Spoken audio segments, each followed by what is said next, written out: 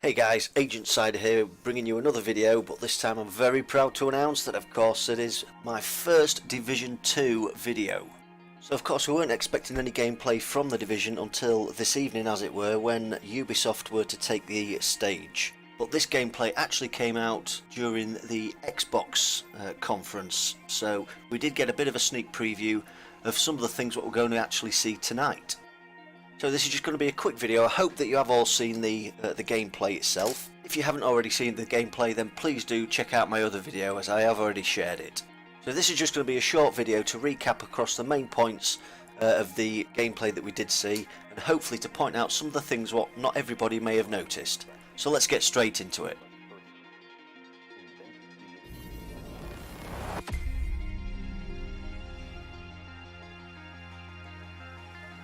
So the first part of the gameplay drops the camera over our character's shoulder, and he seems to be in some kind of botanical garden. The graphics look really good and they do look really realistic, so the developers really have done a good job there. Matt, that crash site is just ahead.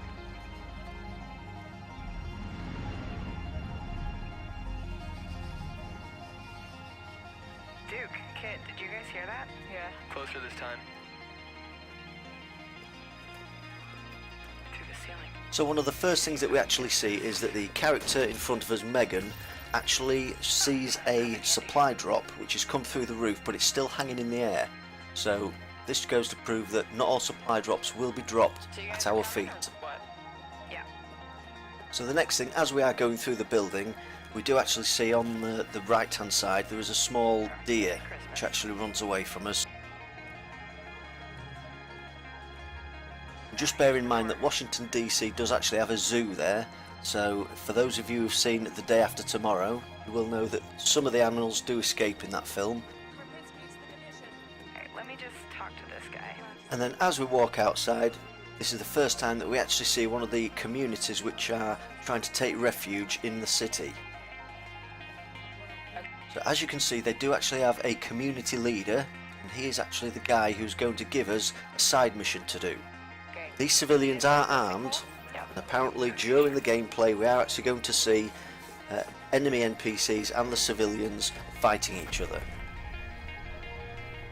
So as we jump over the barrier into the open world, we can actually see that we are in the Capitol Hill area, and the enemies which are present are the True Sons, which are a paramilitary group trying to take over the city. Here we also see the minimap opened for the first time as well. As you can see over on the left hand side, it actually says Theatre Restoration below the side mission.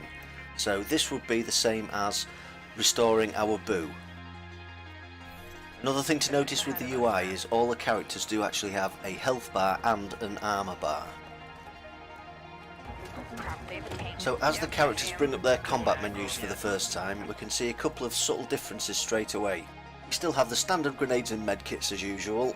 We have two possible skills, but one of the big differences now that we don't actually have a signature skill, we have a signature weapon. Once the character reaches level 30, you can then choose a specialisation. The three specialisations that we currently know of are Survivalist, Demolitionist and Sharpshooter.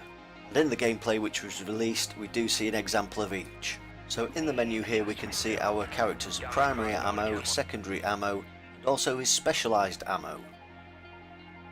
So as our character brings up the main menu, there's a few things that we do need to point out here.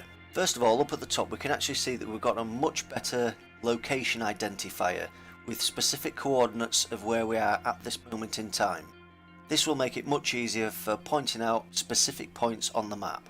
The next part, under the social heading, we can actually see that we do now have clan tags. So also under this heading we do actually have two sets of people who might be online.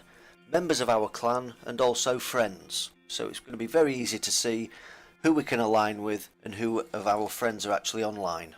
Here we also see the specialisation of our character. As the character opens his inventory up, here we see some things which are different. The first thing we notice is that armour and health are now actual separate stats, so they haven't been rolled into one as in toughness as we already know.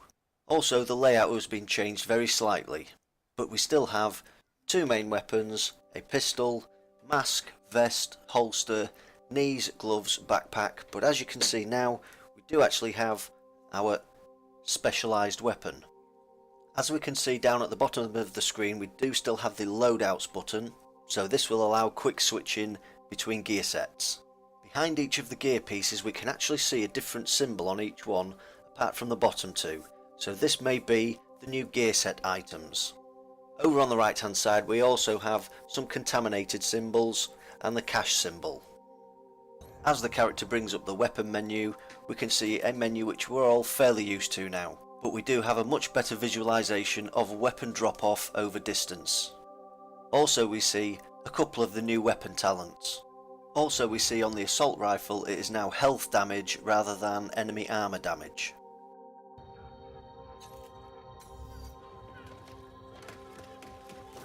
So here we see one of the survivalist's special skills, which is launching a chem cloud at the enemies, which can then be ignited.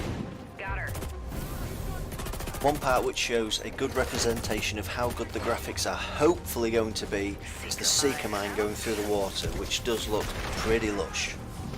Here we see one of the enemy's new talents also, which is spraying foam at our colleague's feet. This causes her to get stuck in the foam and is also doing damage to her as well. Thanks, man. Got him. So here we see the enemy tank, who of course looks a lot like the Juggernaut from the Call of Duty franchise. Here you can also notice that his health bar is actually crossed out and he can't be damaged until the individual parts of his armour are actually taken off. So here we see his arms coming off, and then something which a lot of us have been hoping for ever since the first showing of the first game, the drone.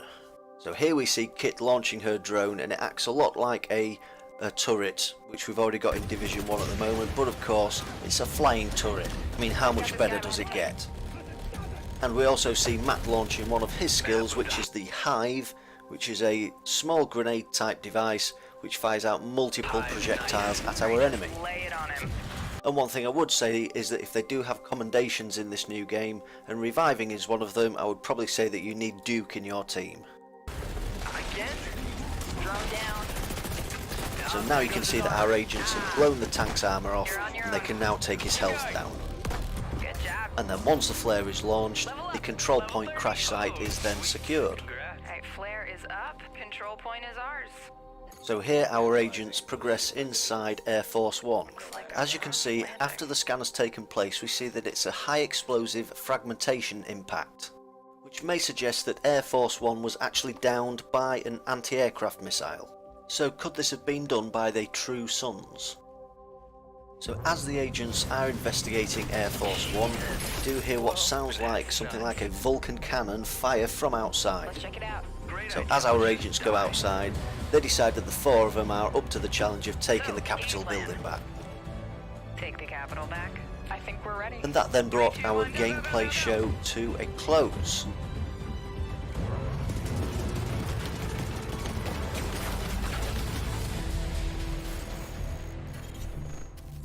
So I hope that those who did watch it are as hyped as I am at the moment. Again, there is many questions what do need answering. Of course, we did see with the release of Division 1 a very good trailer, and then many people were, including myself, rather disappointed. So hopefully Massive and Ubisoft will have learned from their past mistakes, and as you saw at the beginning of the video, it did actually say genuine in-game footage. So that brings the video to a close, guys, so I hope you did learn some new things, and maybe found some things what you hadn't spotted before. If you did like the video, then obviously please do drop a like and a subscribe, and comment any questions that you might have below. So until next time, this is Agent Cyder, signing off.